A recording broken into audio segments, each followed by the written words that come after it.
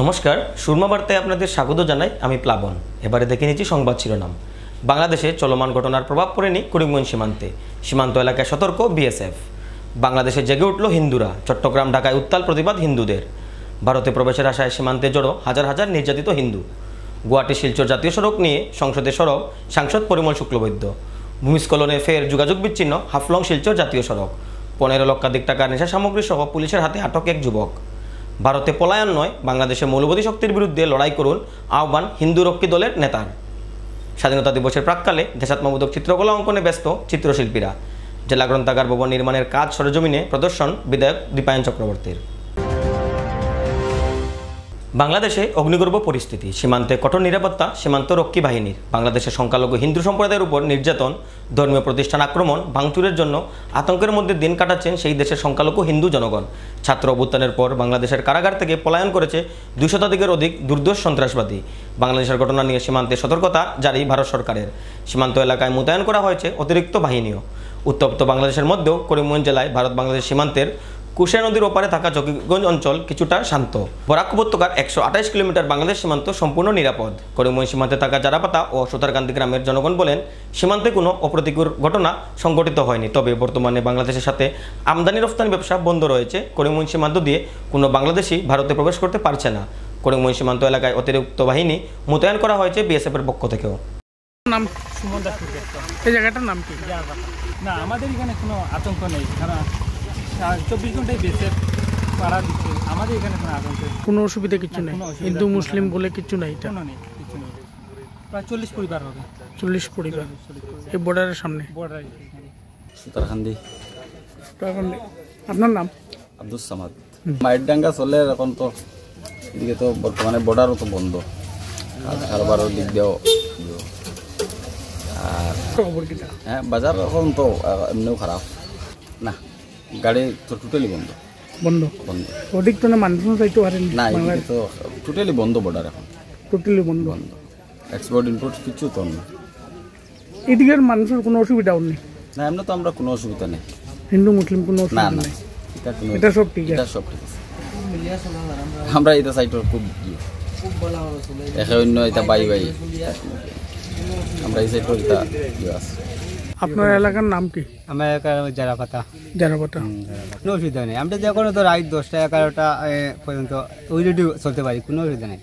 হ্যাঁ, আমরা বেশিও কোনো অসুবিধা করে না। তারপরে বাংলাদেশের যে প্রচার, এটা লিয়েও কোনো অসুবিধা হয় না। আমরা এদিকে না, এটা কোনো অবস্থায় ঢুকতে পারে না। ফৌজদার আসার সময় একদম খারাপ ডিউটি দিতে আছে, কোনো অসুবিধা নেই। আপনার নাম? আমার নাম হরলাল বিশ্বাস। আমরা এই দেশে জন্মগ্রহণ করেছি, এই দেশ আমাদের 14 গোষ্ঠীর দেশ। আমরা এখানে উড়ে আসি নাই। কেন আমরা ভারতে চলে যাব? এই দেশ কি আমার না? আমরা বাঙালি জেগে উঠেছি, আমরা হিন্দু জেগে উঠেছি। যেই মন্দির ভাঙতে আসবে তাকে একবারে ভেঙে গুড়ে চুরিয়ে দিবে। বাংলাদেশে এবার জেগে উঠল হিন্দুরা। বাংলাদেশের রাজধানী ঢাকা শাহবাগ চত্বরে জমায়েত লাখ লাখ হিন্দুর। শেখ হাসিনার পদত্যাগের পর থেকেই দেশ জুড়ে চলমান হিন্দু নির্যাতনের বিরুদ্ধে এবার গর্জে উঠল বাংলাদেশের হিন্দু সমাজ। রাজধানী ঢাকার শাহবাগ চত্বরে লাখ লাখ হিন্দু জমায়েত হয়ে মৌলবাদী শক্তির বিরুদ্ধে বিক্ষোভ প্রদর্শন চালিয়ে যাচ্ছে হিন্দু জনতা।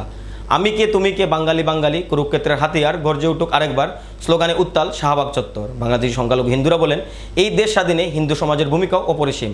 তারা এই দেশেরই বাসিন্দা, তাই বাংলাদেশ ছেড়ে যাওয়া তাদের পক্ষে সম্ভব নয়। মৌলবাদী শক্তির বিরুদ্ধে লড়াই করেই তারা মা বোনের সম্ভব সহ মঠ মন্দির রক্ষা করবেন। শাহবাগ চত্বর থেকে দেশ জুড়ে হিন্দু নির্যাতনের বিরুদ্ধে প্রতিবাদ করার ঘোষণা দেয় হিন্দু সমাজ। আমরা চাই আমাদের সংখ্যালঘু একটি কমিশন গঠন করা হোক এবং এই সংখ্যালঘুর উপর যেই নির্যাতন হচ্ছে সারা দেশব্যাপী, সেটার তীব্র প্রতিবাদ হোক এবং যারা এই সংখ্যালঘু নির্যাতনের সাথে জড়িত প্রত্যেককে খুঁজে বের করে আইনের আওতায় শাস্তি দেওয়া হোক। আমরা দেখতে পাই যখনই কোনো সরকারের পতন হয়, যখনই কোনো সরকার পদত্যাগ করে বা যখনই রাষ্ট্রের কোনো সরকার বদলি হয়, তখনই বেঁচে বেঁচে সংখ্যালঘুদের উপর নির্যাতন করা হয়। হিন্দুদের মন্দির ভাঙা হয়, হিন্দুদের নারীদেরকে ধর্ষণ করা হয়, হিন্দুদের সম্পত্তি দখল করা হয়, আর হিন্দুদেরকে বলা হয় তোমরা ভারতে চলে যাও। কেন আমরা ভারতে চলে যাব? এই দেশ কি আমার না? আজকে আমি একজনকে দেখেছি তার পুঙ্গ সন্তানকে নিয়ে এই প্রতিবাদে আসতে, আর বলেছে বাবারে আমরা হিন্দুরা কি আমার সন্তানের মতো পুঙ্গ হয়ে গেল। আমি বলতে চাই মা, আমরা পুঙ্গ হইনি, আমরা বাঙালি জেগে উঠেছি, আমরা হিন্দু জেগে উঠেছি। জয় শ্রীরাম। মুক্তিযুদ্ধের পর থেকে দেশে সংখ্যালঘুদের উপর আক্রমণ হচ্ছে, বিষয়টা কিন্তু এরকম না। আমরা যখন দেশভাগের পর থেকে আমরা লক্ষ্য করতেছি নানা অজুহাতে, বিশেষ করে একটা উপজেলা যদি নির্বাচন হয় তাহলে আপনি দেখবেন যে সে যে দলের কর্মী হোক, সে যদি জয়লাভ করে তার সাঙ্গপাঙ্গর আগে মন্দিরে হামলা করে, যদি বিরোধী দলের হয় তার সাঙ্গপাঙ্গর আগে মন্দিরে হামলা করে। এমনকি আপনি দেখবেন সরকার পরিবর্তন হইলেও সে গিয়ে মন্দিরে হামলা করতেছে, এবং মন্দিরে হামলা করার সময় আমাদের সংখ্যালঘুদের ধর্মের বাইরে সকল যারা আছে বিরোধী অপশক্তি, তারা প্রত্যেকেই মন্দিরে হামলা করে তাদের প্রতিশোধ নেওয়ার চেষ্টা করে এবং দেশটাকে একটা অস্থিতিশীল পরিবেশের মধ্যে নিয়ে যেতে চায়। সেটা হিন্দুদের ক্ষমতায় কোনো দলে এই হিন্দু যাবে না, কোনো দলে হিন্দুদের যেতে হবে, কিন্তু এই হিন্দুদেরকে নির্দিষ্ট পরিমাণে একটা আসন দিতে হবে। আমাদের এই হিন্দুদেরকে ক্ষমতায়ন করতে হবে, এই হিন্দুদেরকে পার্লামেন্টে যাওয়ার ব্যবস্থা করতে হবে এবং এই হিন্দুদের ভোটে যেতে যাওয়ার ব্যবস্থা করতে হবে। তা না হলে এই দেশে হিন্দু কোনোভাবেই থাকতে পারবে না। এই দেশে পৃথক নির্বাচন প্রথম এবং প্রধান শর্ত হিন্দুদের ক্ষমতায়ন, এবং কোনো দলকে ভোট দিয়ে নয়, হিন্দুদেরকে ভোট দেবে, হিন্দুরা ক্ষমতায় যাবে এবং নির্দিষ্ট পরিমাণ হিন্দু সংখ্যা তত্ত্ব মতে হিন্দুরা তাদের একটা নির্দিষ্ট পরিমাণ সংসদে আসন থাকবে এবং পৃথক নির্বাচন শুধু হিন্দুদের নির্বাচনে তারা যাবে এবং সেই হিন্দুদের নির্বাচনের হিন্দুরা নির্বাচিত হবে এবং পার্লামেন্টে কথা বলবে হিন্দুদের পক্ষে, অনলি ফর হিন্দু স্বার্থ, nothing any others, any committee, any team, any. আমরা এই দেশ কারো পাবেন না, এই দেশ কারো স্বামীর না, এই দেশ হিন্দুর। আমরা এই দেশে জন্মগ্রহণ করেছি, এই দেশ আমাদের 14 গোষ্ঠীর দেশ। আমরা এখানে উড়ে আসি নাই কারো। ভারতে প্রবেশের জন্য সীমান্তে জমায়েত বাংলাদেশি হিন্দুদের। মৌলবাদীদের আক্রমণে অতিষ্ঠ বাংলাদেশের সংখ্যালঘু হিন্দুরা ভারত বাংলাদেশ সীমান্তে জমায়েত হয়ে ভারতে ঢোকার চেষ্টা চালিয়ে যাচ্ছে। নিজেদের মা বোনদের ইজ্জত বাঁচাতে সীমান্ত এলাকায় আর্তনাদ বাংলাদেশি হিন্দু জনতার। জয় শ্রীরাম ধ্বনি দিয়ে পশ্চিমবঙ্গ সীমান্ত দিয়ে ভারতে ঢোকার চেষ্টায় বাংলাদেশের হিন্দুরা। বারবার সীমান্তরক্ষী বাহিনীর বোঝানোর পরও সীমান্ত এলাকায় জমায়েত করছেন আতঙ্কিত হিন্দু জনতা। শেখ হাসিনার পদত্যাগের পর থেকেই দেশ জুড়ে হিন্দু নাগরিকদের উপর আক্রমণ আনতে থাকে মৌলবাদী শক্তি। ছাত্র আন্দোলনের আড়ালে মৌলবাদী শক্তি বাংলাদেশের নানা স্থানে হিন্দু মঠ মন্দিরে আক্রমণ চালিয়ে যাচ্ছে। তা থেকে নিস্তার পেতে বাংলাদেশ হিন্দুরা ভারত বাংলাদেশ সীমান্ত দিয়ে ভারতে প্রবেশের চেষ্টা চালিয়ে যাচ্ছে। ভারতে অনুপ্রবেশ ঠেকাতে সীমান্ত এলাকাতে বিএসএফ কঠোর নিরাপত্তা ব্যবস্থা গড়ে তুলেছে। বাংলাদেশি হিন্দুরা ভারত বাংলাদেশ সীমান্তের নদীর উপর দাঁড়িয়ে জয় শ্রীরাম ধ্বনি দিয়ে ভারতে প্রবেশ করার জন্য বিএসএফের কাছে কাতর আবেদন চালিয়ে যাচ্ছেন। এখন মনে করেন আপনাদের যে সমস্যাগুলো সেটা তো সবাই জানে, আমরাও জানি তো। এখন মনে করেন যে আপনারা এসছেন, একটা আলোচনার ব্যাপার আছে, তাই না? এইভাবে তো একটা সমস্যার সমাধান হতে পারে না, বা আপনাদের আমরা চাইলে গেটের ভিতরে নিয়ে যেতে পারি না।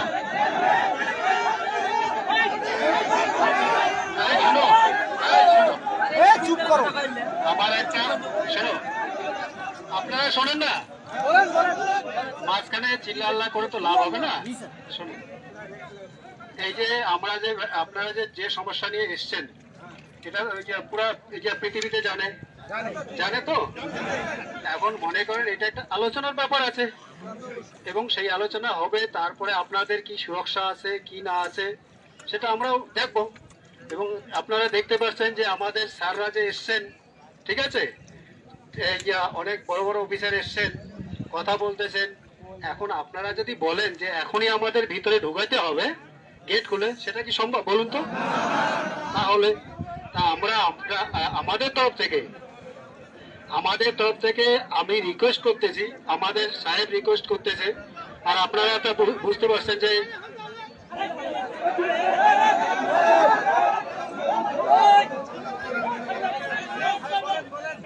শোনে, আমার আগে কথাগুলো শোনেন।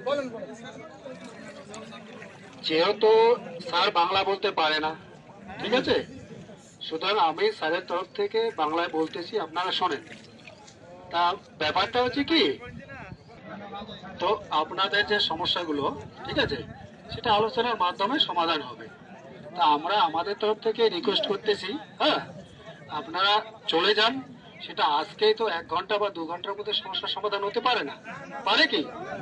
তাহলে আমরা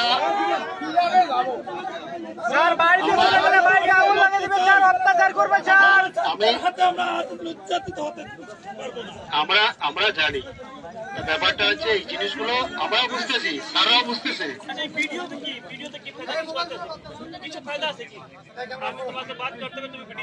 আচ্ছা শোনেন, এই আমাদের স্যার যেটা বলতেছে, ঠিক আছে? আচ্ছা শোনেন,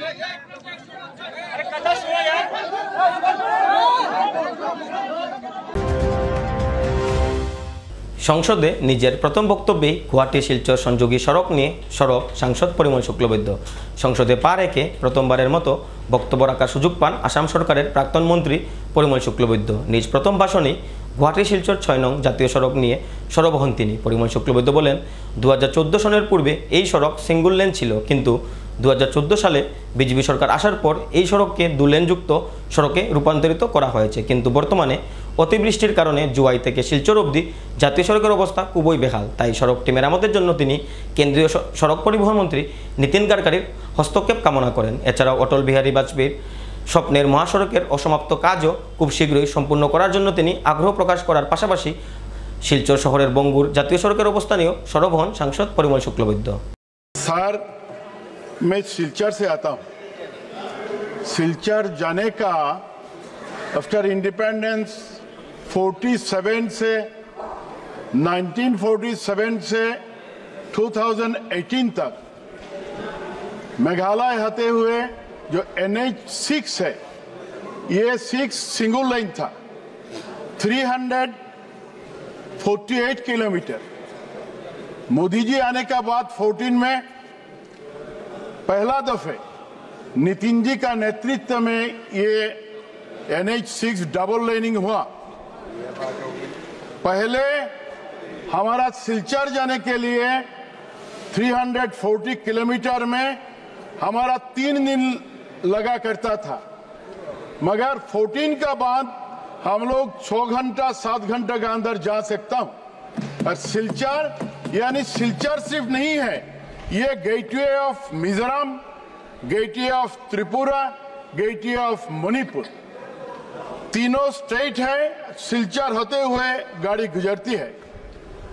मगर आपका जानकारी है कि हमारा नॉर्थ ईस्ट में हिली ट्रैक्स होता है, और ये हिली ट्रैक्स में हमारा नॉर्थ ईस्ट का मेघालय में ज्यादा बरसात भी होता है, लैंडस्लाइड का प्रॉब्लम होता है।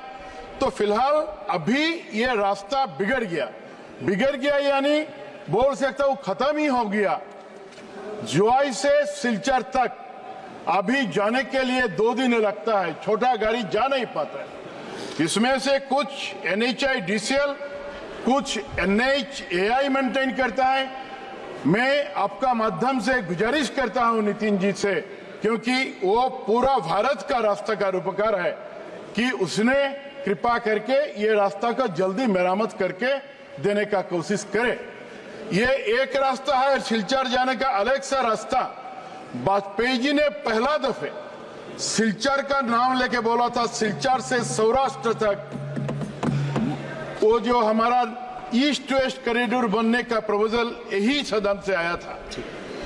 14 का पहले काम शुरू हुआ वाजपेयी जी का टाइम पे, 10 साल ऐसा ही पड़ा रहा, खत्म हो गया, बिगड़ गया।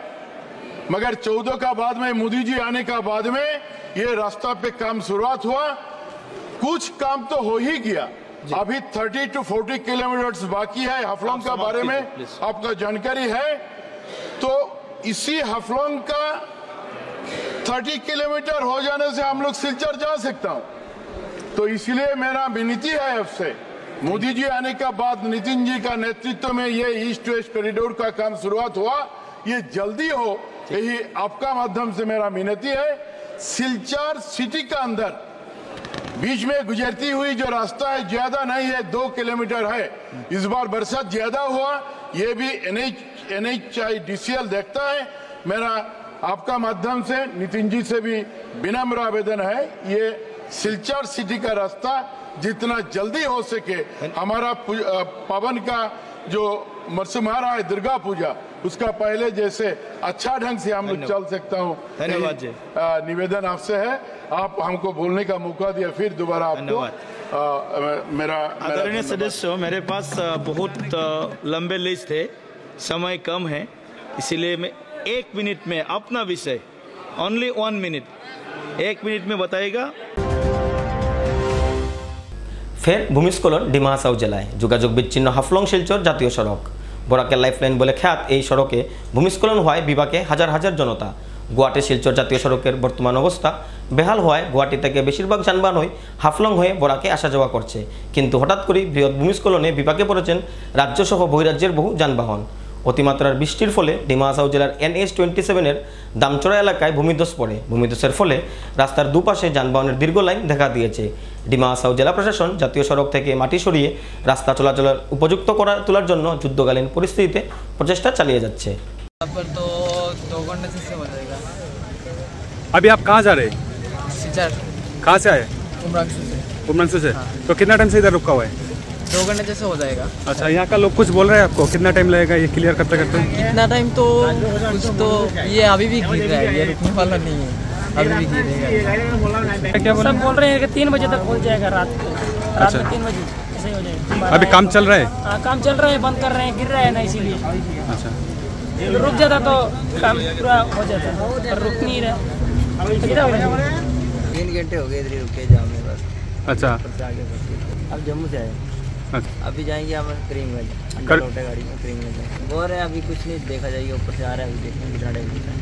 अच्छा। ড্রাগস সহ আটক যুবককে আদালতে সুপর্দ করল পাথারকান্দি পুলিশ। গোপন খবরের ভিত্তির উপর পাথারকান্দি থানার ওসি দীপক দাসের নির্দেশে স্থানীয় পুলিশের একটি দল আজিমগঞ্জ এলাকার নলগাঁওয়ে হানা দিয়ে ড্রাগস সমেত আব্দুল শুকুরের পুত্র কামাল উদ্দিনকে আটক করে।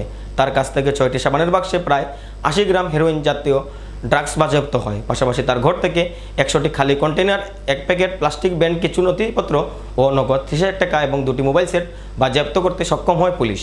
জব্দকৃত ড্রাগসের কালোবাজারি মূল্য 15 লক্ষাধিক টাকার মতো হবে বলে পুলিশি সূত্রে জানা গেছে। ধৃতকে থানায় আটক করে টানা জিজ্ঞাসাবাদের পর ধৃতকে জেলা CGM আদালতে সুদূর্প করা হলে মহামান্য আদালতের নির্দেশে ধৃতের ঠাঁই হয়েছে জেল হাজতে। পুলিশের ধারণা এই ব্যক্তিটি ড্রাগস সংগ্রহ করে খুচরোভাবে বিক্রি করত স্থানীয় নেশাগ্রস্ত যুবকদের মধ্যে। আজিমগঞ্জ থেকে ভানুচন্দ্রের প্রতিবেদন।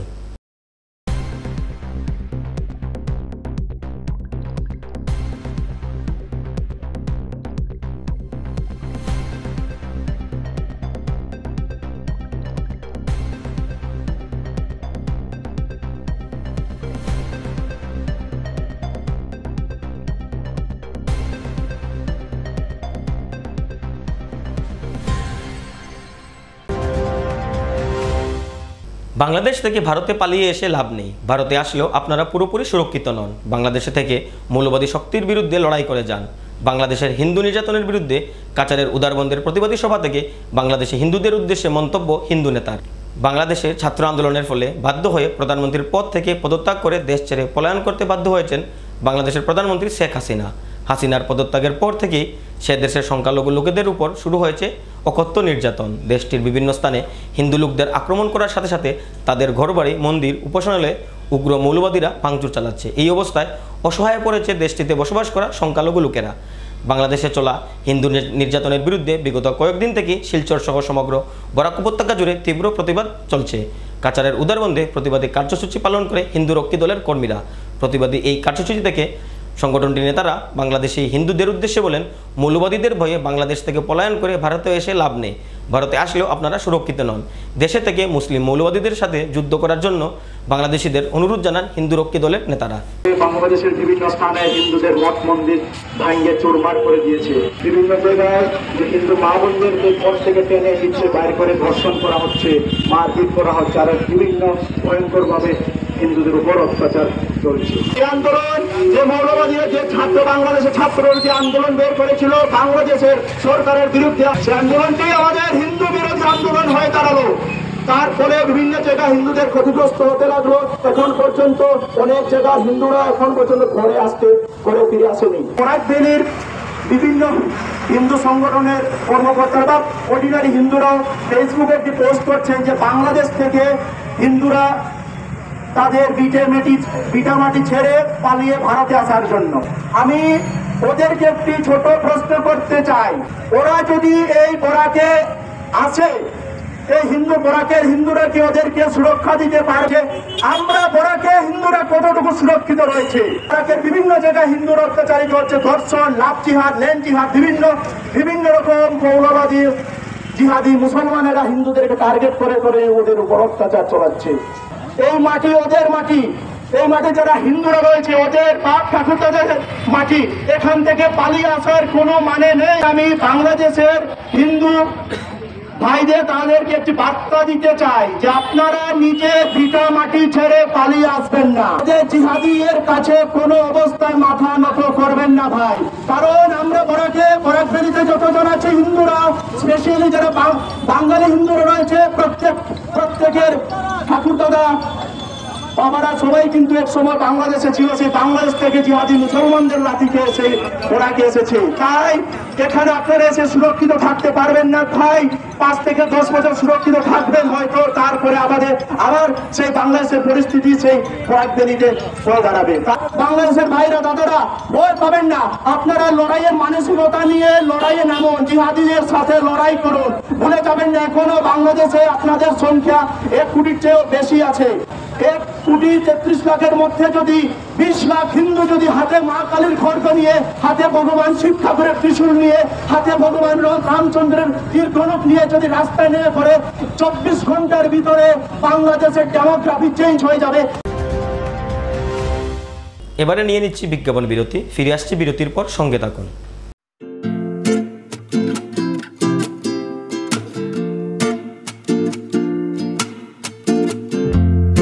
করিমগঞ্জে প্রথমবারের মতো কুল্লার পিৎজার স্বাদ নিয়ে এলো দ্য কুল্লার কিং। করিমগঞ্জের খাদ্য রসিকদের জন্য বিভিন্ন স্বাদের পিৎজা নিয়ে এলো দ্য কুল্লার কিং। প্রথমবারের মতো করিমগঞ্জ শহরে মাত্র 49 টাকায় সুস্বাদু কুল্লার পিৎজা নিয়ে এলো দ্য কুল্লার কিং।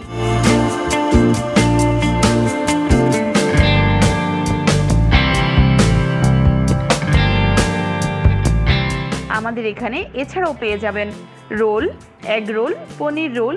শহরবাসীদের সুবিধার্থে থাকছে হোম ডেলিভারিরও সুবিধা।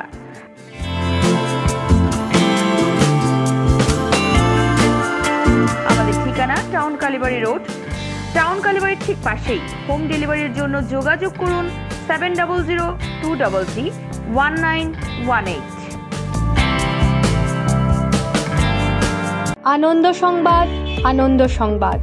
করিমগঞ্জে এই প্রথম 3D সিটি স্ক্যানের সুবিধা নিয়ে এলো Karimganj health city, Banamali road, Karimganj. পুরো শরীর 3D সিটি স্ক্যানের সুবিধা এখন পাচ্ছেন করিমগঞ্জে। আন্তর্জাতিকভাবে বিখ্যাত ডাক্তার দ্বারা রিপোর্ট।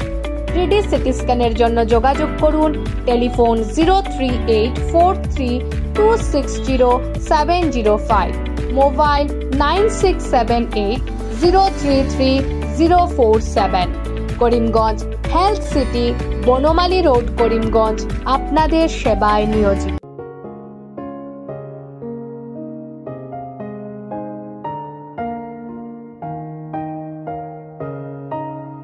চিকিৎসা সেবায় নতুনত্ব নিয়ে হাজির নিউ লাইফলাইন হাসপাতাল।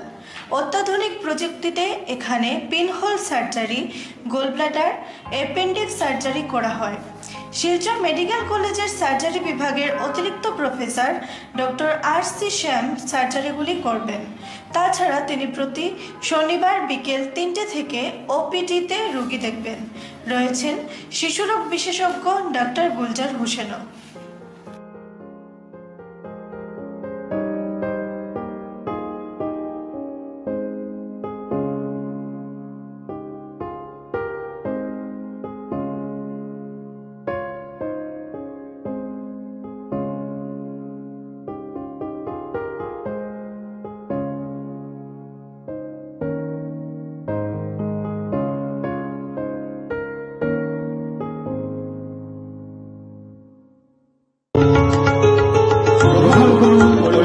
হোলসেল কোঅপারেটিভ স্টোর্স তথা সহচরীর আন্তরিক অভিনন্দন।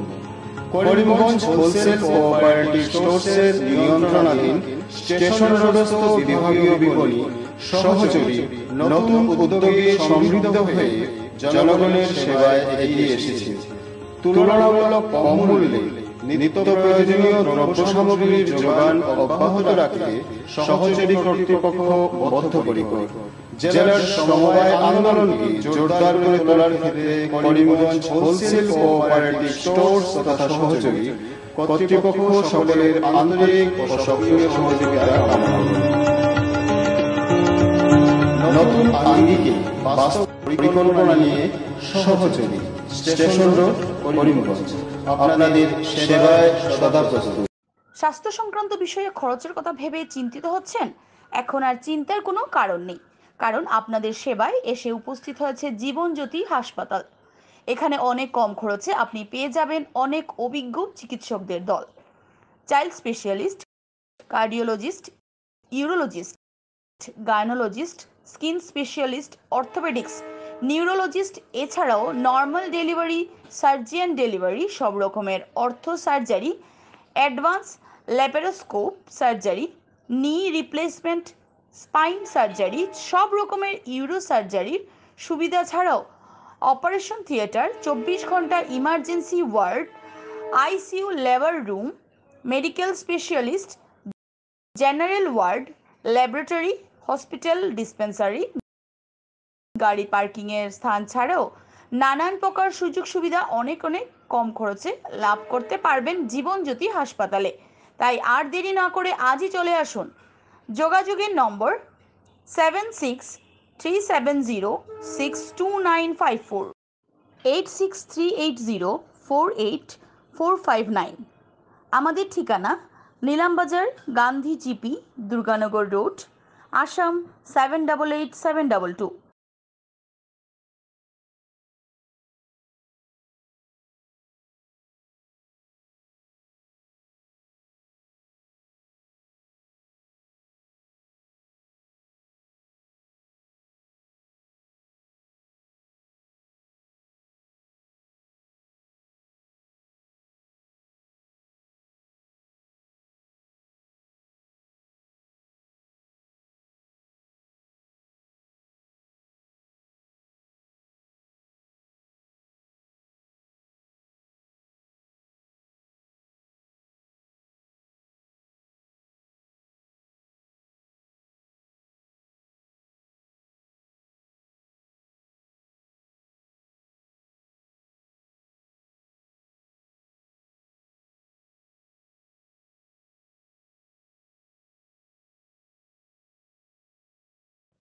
আনন্দ সংবাদ, আনন্দ সংবাদ, আনন্দ সংবাদ। হিরো মোটোকপের নানা বাইকের সম্ভার নিয়ে করিমগঞ্জে এসে উপস্থিত হলো রয়্যাল আর্টস হিরো শোরুম। আমাদের রয়্যাল আর্টস হিরো শোরুমে উন্নত প্রযুক্তির ও দুর্দান্ত মাইলেজের সুপার স্প্লেন্ডারের সব মডেলের bike, Glamour Xtec drum, Glamour classic ডিক্স, কারিজমা এক্সেমার, প্যাশন প্লাস, এছাড়াও হার্লে ডেভিডসনের বাইকও পাওয়া যাচ্ছে আমাদের শোরুমে।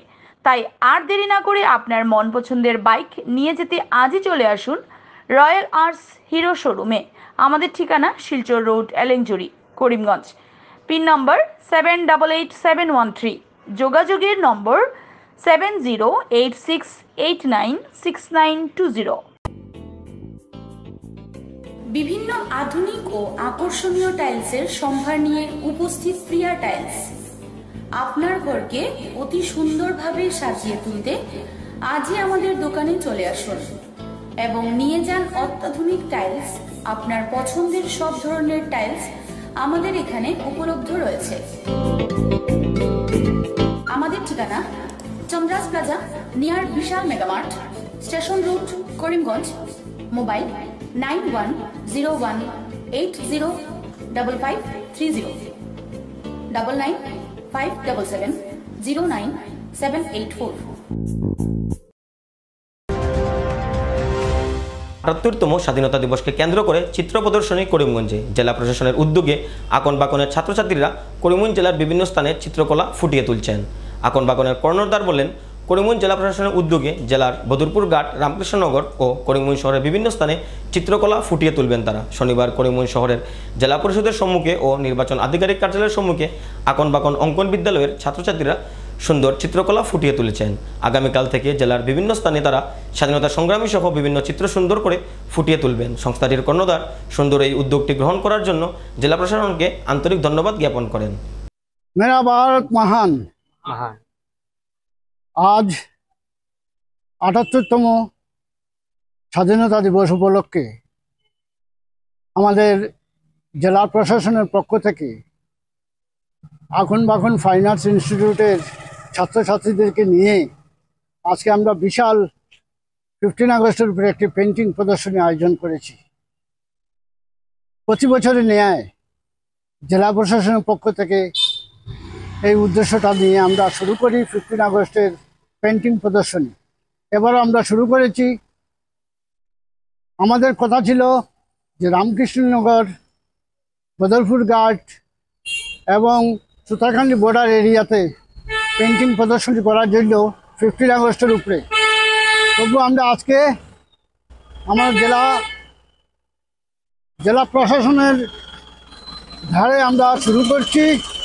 হয়তো আগামীকাল আমরা বদরপুর ঘাট যাব, এরপরে আমরা রামকৃষ্ণনগর যাব। জেলার প্রতিটা জায়গায় আমরা এই স্বাধীনতা দিবস উপলক্ষে পেন্টিং শুরু করার যে সক্ষম নিয়েছি, সেটা আমরা জেলা প্রশাসনকে অনেক অনেক ধন্যবাদ জানাইছি।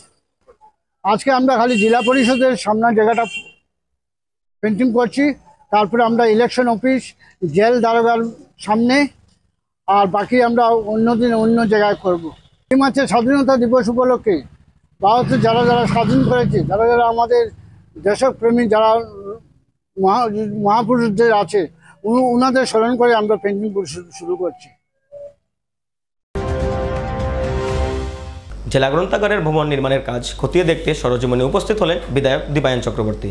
শিলচর জেলা গ্রন্থাগারের নতুন ভবন হওয়া কাজ খতিয়ে দেখতে সরজমিনে গিয়ে উপস্থিত হন বিধায়ক দীপায়ন চক্রবর্তী। এদিন জেলা গ্রন্থাগারের নতুন ভবনটি কাজের গতিবিধি দেখে কাজের বরাদ্দকৃত ঠিকাদার সহ অভিযন্তাদের সঙ্গে কাজটি দেরিতে হওয়ার বিষয় নিয়ে বিশদভাবে আলোচনা করেন তিনি। বিধায়ক বলেন, শিলচরবাসীর স্বপ্নের এই জেলা গ্রন্থাগারটি আধুনিকভাবে পরিকাঠামোগত উন্নয়নের জন্য নতুন ভবন নির্মাণের কাজটি বিজেপি সরকার আমলে সূচনা হয়েছে এবং সেটা সঠিকভাবে নির্মাণ হচ্ছে কিনা তার খতিয়ে দেখার দায়িত্ব বিধায়কের উপর। তাই বিধায়ক হিসাবে এখানে উপস্থিত হয়ে আগামী দিনে তিনি বিষয়টি নিয়ে এই অঞ্চলের বিশিষ্ট লেখক তথা সাংস্কৃতিক ব্যক্তিত্ব দীপঙ্কর ঘোষকে নিয়ে শিলচর জেলা গ্রন্থাগারের কাজ কীভাবে সঠিক ও ত্বরান্বিত হয় সেজন্য আসামের মুখ্যমন্ত্রী ডক্টর হিমন্ত বিশ্ব শর্মার সাথেও কথা বলবেন বলেও জানান বিধায়ক দীপায়ন চক্রবর্তী। জেলা গ্রন্থাগার ভবন আমাদের একটা সরকারি একটা বড় প্রতিষ্ঠান, যেখানে আমরা সব কালচারের প্রোগ্রাম আমরা করতে পারতাম। সেটা শুধু ক্লাব এনজিও না, অনেক গভর্নমেন্ট লেভেল প্রোগ্রামও এখানে হতো। কিন্তু 2016 গভর্নমেন্ট আসার পর সেটা কাজ শুরু হয়েছিল, আর এই কাজ খুব স্লো গতিতে চলছিল। বিধায়ক হওয়ার পর সেই কাজে আমি হাত দিয়েছিলাম। আমি অনেকবার এখানে এসে জানতে পেরেছিলাম যে তাদের একটু টাকা পয়সার কনস্ট্রেন্ট রয়েছে। তো পরবর্তীকালে সেটা মুখ্যমন্ত্রীর সাথে কথা বলে একবার তাদের পেমেন্ট হয়েছিল। তারপর গত কিছুদিন আগে আমাদের রনজ পেগু মহাশয় এখানে এসেছিলেন। তো ওনাকে আমি অবগত করাই যে জেলা গ্রন্থাগার আমাদের একটা শিলচরের ঐতিহ্যবাহী জেলা গ্রন্থাগার একটা ডিস্ট্রিক্ট লাইব্রেরি ছিল, সেখানে আমরা যদি তাড়াতাড়ি কাজকে না করতে পারি তাহলে শিলচর সহ কাছাড় ডিস্ট্রিক্ট বা বরাকবিলির বিভিন্ন যারা কালচারাল ক্লাবগুলো রয়েছে তাদের অনেক অসুবিধা হচ্ছে। তো সেটাকে নজর দিয়ে উনি আমাকে বলেছেন, ঠিক আছে পেমেন্টের কী আছে আমি সেটা দেখছি। উনি গিয়েছেন 1 সপ্তাহের ভেতরে। আমি ধন্যবাদ জানাই আমাদের রনজ পেগু মহাশয়কে, যিনি 1 সপ্তাহের ভেতরে 2 কোটি 80 লক্ষ টাকা আরেকটা পেমেন্ট কন্ট্রাক্টরকে দিয়েছেন। এবারে কন্ট্রাক্টর যারা এসছেন ওনাদেরকে আমি ডেকেছিলাম, ওনারা গতকালকে আমার ডাকে সাড়া দিয়ে এসছেন। আসার উদ্দেশ্য এটাই যে ওনাদের সাথে মিলে একবার এটাকে পরিদর্শন করে বা এখানে স্টাফ যারা রয়েছেন তাদের স্ট্যাঙ্ক কতটুকু আছে, কি স্পিডে কাজ চলছে, তার জন্য এটাকে দেখার জন্য আজকে এখানে আমরা উপস্থিত হয়েছি। আমার তরফ থেকে ব্যক্তিগতভাবে ওনাকে আমি আশ্বাস দিয়েছি যে যতটুকু সম্ভব বিধায়কের যতটুকু সম্ভব আমরা সমর্থন করব, সহযোগিতা করব। বিধানসভা চলছে, আপনারা জানেন যে 22 তারিখ থেকে বিধানসভা শুরু হবে। তো এই বিধানসভা চলাকালীন আমি ওনাকে বলেছি যে আপনাদের যদি কোনো কথা থাকে তাহলে সেটা মাননীয় মুখ্যমন্ত্রীর দরবারে আমি আপনাদেরকে নিয়ে যাব, আপনারা একবার কথা বলবেন। মাননীয় মুখ্যমন্ত্রীকে বোঝাতে হবে, উনি বুঝলেই সাথে সাথে পেমেন্ট করে দেন। আমরা দেখেছি যে রনজ পেগুর মাধ্যমে আসাম সরকার ইতিমধ্যে বলার সাথে সাথে 2 কোটি 80 লক্ষ টাকা দিয়েছে। তো 25 কোটি 90 লক্ষ টাকার প্রজেক্ট ওনারা যেভাবে বলছেন যে 6 কোটি টাকা আরও সরকারের কাছে পেন্ডিং রয়েছে, ওই টাকা পেলে হয়তো কাজ আরেকটু এক্সপেডিট হবে। তো আমরা শিলচরবাসী সকলের পক্ষ থেকে আমি আজকে কন্ট্রাক্টরকে অনুরোধ করেছি, আপনি কাজকে ত্বরান্বিত করুন, আমরা সবাই আপনার সাথে রয়েছি। কোন ফার্ম এটা মুহূর্তে ওনাদের সাথে কথা বলে যেটা বুঝতে পারলাম যে এই যে প্রজেক্টটা, এই প্রজেক্টের দুটো পোর্শন রয়েছে। আমরা এখানে যেখানে দাঁড়িয়ে আছি, এই পোর্শনের কাজ হয়তো খুব তাড়াতাড়ি শেষ হয়ে যাবে। সুরমা বার্তা আজ এ পর্যন্তই। আগামীকাল আবারও দেখা হবে একই সময়ে একই চ্যানেলে। নমস্কার।